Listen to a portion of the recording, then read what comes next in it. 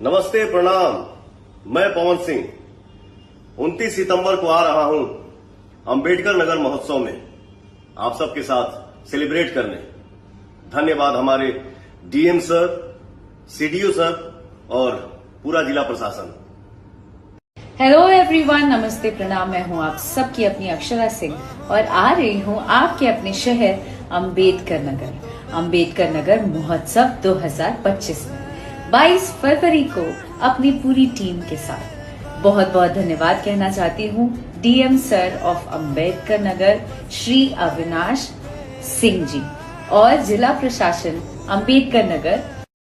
तो नमस्ते, प्रणाम। मैं खेसारी लाल यादव और मैं आ रहा हूं 24 फरवरी 2025 अंबेडकर नगर महोत्सव में, और आप सब भी आइए और अपना प्यार आशीर्वाद दीजिए।